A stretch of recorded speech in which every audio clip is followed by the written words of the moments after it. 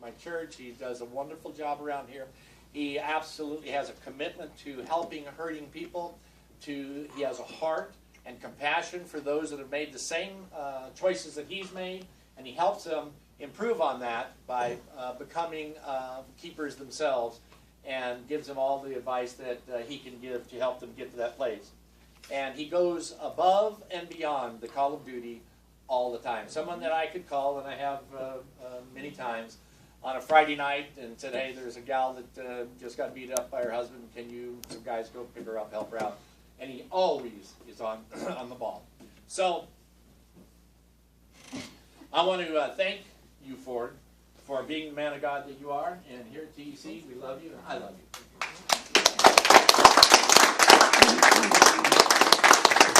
Not a lot. It doesn't say what we want to say, but that goes along with the $100 that you'll get sometime this month. Today. Hey, praise God. All right. Hey, $100. Oh, more. Hallelujah. It's better. Unlike Lisa awesome. Praise God. If you had something you want to say? Yeah, I do. Before, I never really had emotions. I put a lot of work into my recovery, my sobriety. I've basically been a drug addict since I was 8 years old. That was the first time I did meth. I smoked pot at 5 years old. Lived a dysfunctional life, was drugged through my parents' insanity at a young age until they split up, and then I was just my mom's insanity, you know. And then growing up, I never had no religious background at all. You know, it was insanity. You know, 22 years old, I went to prison for the first time, and that was a revolving door. I was in and out, in and out.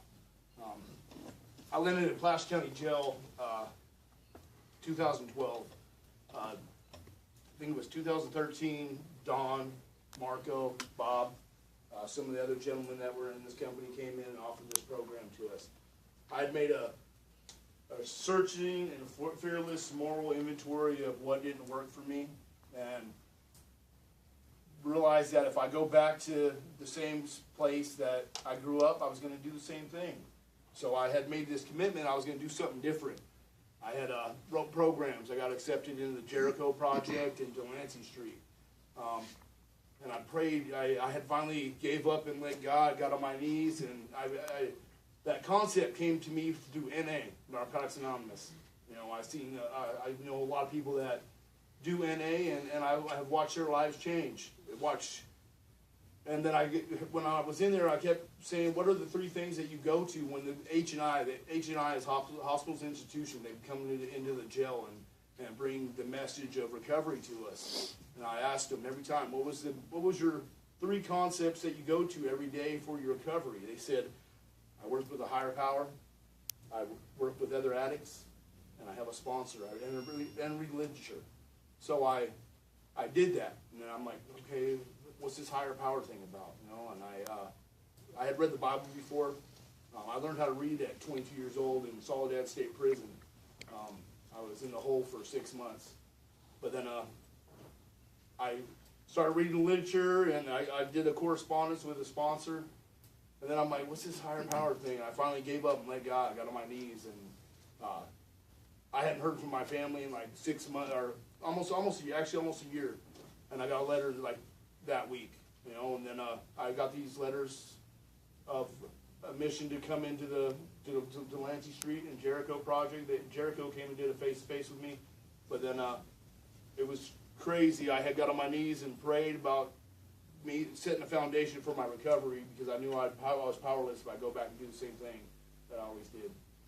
And then I prayed on it, and Bob and Don and Marco showed up later on that week, and I was just, after they had left, I was just like, okay, you know, is this a sign of maybe this is the direction I need to go, become part of this ministry?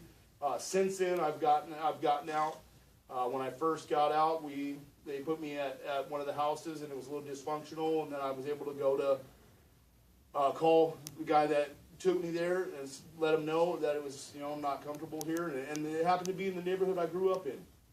I thought it was going to be really tough for me, but I get to see daily still people I've known all my life doing the same thing. Ain't nothing changed. and I don't want to sell myself short and go back to that lifestyle. You know, I work with a sponsor. I have a support group. I have a mentor. You know, I'm accountable to all these people. I'm accountable to the guys I work with. I help run one of their reentry houses for guys that get out of jail or prison. Some of the guys come off the streets, and help them get a concept of what doesn't work for them while they're there. You know, I'm did a pretty good job of figuring out what didn't work for me. I figured if I tried to figure out what works for me, I'm gonna set myself up to leave the door open for failure.